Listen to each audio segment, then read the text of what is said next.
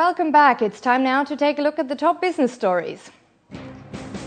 Jebel Ali Free Zone generates more than a quarter of Dubai's trade.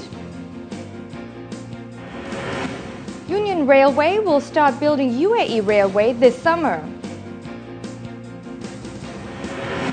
And HSBC says it prefers to stay in the UK.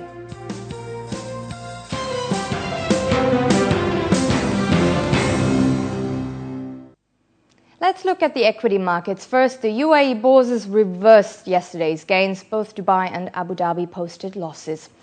The DFM lost 1% to close at 1,375 points.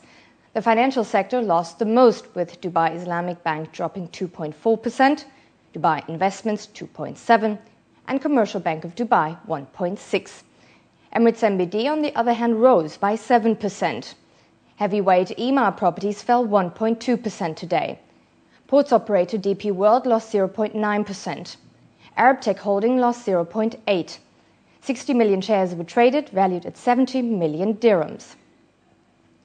And over in the capital, the ADX lost 0.4% to close at 2,548 points, with the construction sector posting the strongest gains.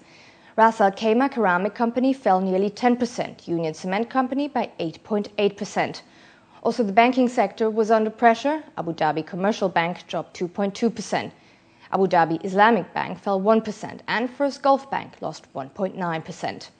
Index heavyweight Etisalat, on the other hand, gained 0.9%. 22 million shares were traded, valued at 47 million dirhams. And the GCC countries' main benchmarks ended mixed today.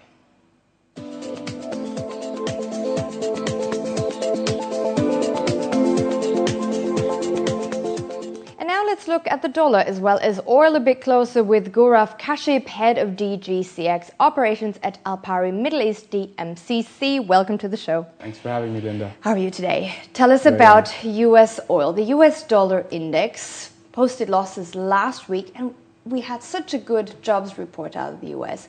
Where's the dollar headed this week? What do you think? Well, Linda, actually dollar bulls are going to have a stiff week ahead of them. You know, just judging by the impact of the dollar movement after the positive jobs report doesn't bode well to people who are particularly trading in euro and GBP pairs. What we're seeing right now is the ECB and the Bank of England are a lot more forward on the rate curve, which means they are closer to increasing rates as opposed to their Fed counterparts. And as a result of that, we're seeing a lot of the positive data that's coming out of the US not being so reflective on the upward momentum in USD pricing. Having said that, I think there's a lot more opportunities in pairs such as the USD Swiss franc, which has hit a record all-time low last week of 92.02. That looks like a good medium to long-term buy. Also, the Kiwi dollar, the New Zealand dollar, also looks like it has a little bit more downward momentum in place.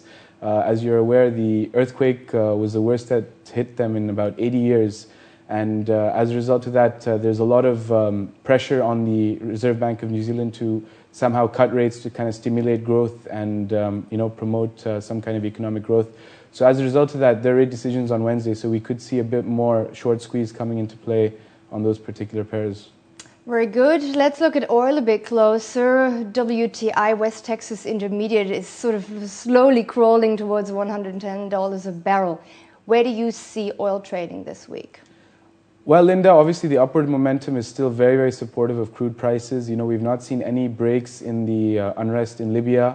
Of course, Libya is a huge part of OPEC, and any type of supply disruptions there are going to have a very strong impact on pricing. Despite it making only 2% of all oil. Despite, it's just a little part. Actually. Exactly. But, you know, having said that, we cannot rule out probably the highs seen 2 years ago of $140 a barrel. Now, although that seems like a short-term move, we do probably see crude pricing probably averaging out between $90 and $100 a barrel in the weeks and months ahead. So tell us, when does it get really painful for economies like the US who've only seen a fragile economic recovery? Well, actually, we're hoping it's not going to happen too soon. But, generally, what the numbers dictate is that for every $10 price appreciation in crude on the average pricing, generally we tend to lose about 0.2 to 0.3% in GDP growth. So at current levels at about 110 per barrel, we're not going to see the US slip back into a recession, but this all changes once crude probably averages about $100 to $125 a barrel. That's when you see gasoline prices increasing to $4, and that could really have an impact, especially on the end users. But as I mentioned before, I don't foresee 120 to be stabilizing in the future. We could see a run and a touch of those levels, but probably an average between 90 and 100 is more realistic. Gaurav, thank you very much for coming in. Always a pleasure. And now to our top stories. Companies in the Jebel Ali Free Zone in 2010 generated trade worth more than 220 billion dirhams, or $60 billion, and that is more than a quarter of Dubai's total trade value. Compared to 2009, the number of new companies setting up a business was largely flat, with a total of 480. Officials said the performance was in line with JAFSA's vision to function as a growth engine for the local economy. They also said they are trying to attract more companies from South America and the Far East. Most of the companies moving in last year were UAE-based, in total 97 enterprises. India accounted for 47, the UK for 37, and the US for 29. The majority of businesses involved in petrochemicals and oil. Drake & Skull International said its board had approved setting up a new unit in India as the company looks to break into new markets.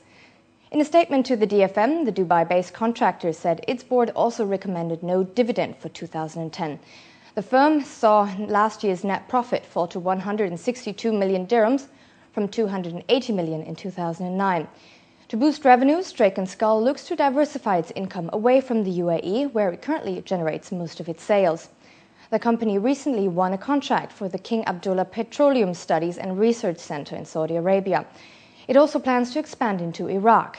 Outside the Gulf, Drake & Skull is tendering for work in Egypt, Vietnam, Djibouti, and now also in India.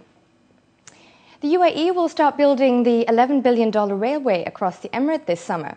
Union Railway said it expects to start construction in the middle of this year, after it issued tenders for the section of the railway that runs through the western region of Abu Dhabi. The first phase of the 1,500-kilometer railway is a 270-kilometer freight rail line linking Abu Dhabi's Shah Sour gas field to Ruwais on the Persian Gulf Coast. Trains on that line will transport granulated sulfur destined to be exported. And in our fast financial news, investment company Mubadala Development is taking full control of a property joint venture it formed 2 years ago with US developer John Buck. The joint venture was formed to build commercial projects in Abu Dhabi. Despite Mubadala buying the remaining 51% stake, the US company will continue to perform development and project management work on Sova Island. That's a new business district in Abu Dhabi.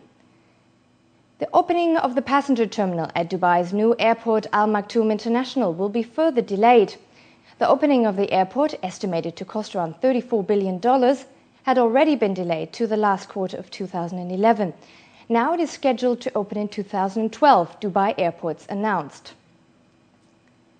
Dubai-based real estate developer Ema Properties last year received 214.4 million dirhams from its subsidiary Islamic mortgage lender Amlak Finance. Ema, which owns 48% of Amlak, also believes that the remaining 712 million dirhams the mortgage provider still owes it was, quote, fully recoverable. Dubai's non-oil trading volumes increased by 18% the last year, mounting up to 576 billion dirhams. That's according to Dubai Customs. This indicates a plus of 20% compared to 2009 levels and comes close to the record figures of 2008. And after the break, we will run you through what's making the headlines in international business today.